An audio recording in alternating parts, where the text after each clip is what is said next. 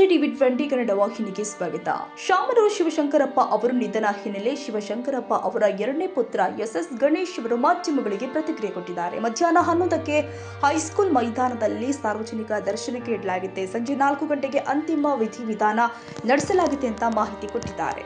10 ಗಂಟೆ 10:30 ತನಕ ಪೂಜೆ ಪುರಸ್ಕಾರ ಮುಗಿಸ್ಕೊಂಡು ಆಮೇಲೆ 12 ಗಂಟೆಯಲ್ಲಿ ಹೈಸ್ಕೂಲ್ ಮೈದಾನದಲ್ಲಿ ಸಾರ್ವಜನಿಕರ ದರ್ಶನಕ್ಕೆ ಇಟ್ಟು 2 ಗಂಟೆ 2:30ಯಿಂದ ನಮ್ಮ ಕಲ್ಲೇಶ್ವರ ಮಿಲ್ಗೆ ಕರೆದೊಯ್ಯಲಾಗುತ್ತೆ.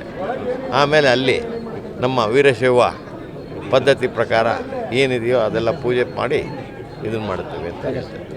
ಸರ್, ವಿಶೇಷ ಏನಂತಂದ್ರೆ ನಿಮ್ಮ ಮನೆ ಒಳಗೆ ಅಜ್ಜದ್ದು ಕೈ ಹಸ್ತದ್ದು ಬಂಗಾರ ತಗೊಳ್ಳಿತ್ತು, ಯಾವ ಒಂದು ಕಾರಣಕ್ಕೋಸ್ಕರ ಅದು ಮಾಡಿಸಿ 5 ವರ್ಷ ಮೇಲಾಯಿತು.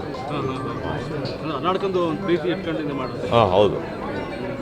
ಈಗ ಇಂಥ ಸಂದರ್ಭದಲ್ಲಿ ಕಳ್ಕೊಂಡಿದ್ದೀವಿ, ರಾಜ್ಯನೇ ಕಳ್ಕೊಂಡಿದೆ, ಹೇಗೆ ಅನ್ಸುತ್ತೆ ಸರ್ ಈಗೆಲ್ಲ?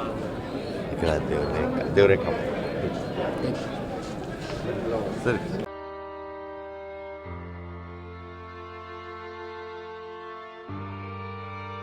ಕನ್ನಡಿಗರ ಮೆಚ್ಚಿನ ನಿಮ್ಮ ಟಿವಿ20 ಕನ್ನಡ ವಾಹಿನಿ ಇದೀಗ ಟಿವಿಯಲ್ಲಿ ಲಭ್ಯ.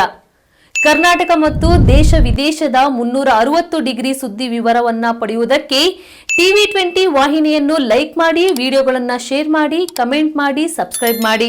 HCN ಕೇಬಲ್ 842 ನಂಬರ್ನಲ್ಲಿ ಹುಕ್ಕೇರಿ ತಾಲೂಕು ಹಾಗೂ ಸಂಕೇಶ್ವರದ ಸುತ್ತಮುತ್ತಲಿನ ಹಳ್ಳಿಗಳಲ್ಲಿ ಲಭ್ಯ. PCN ಕೇಬಲ್ 129 ನಂಬರ್ನಲ್ಲಿ ಹಾರುಗೆರೆ ಸುತ್ತಮುತ್ತಲಿನ ಹಳ್ಳಿಗಳಲ್ಲಿ ಲಭ್ಯ.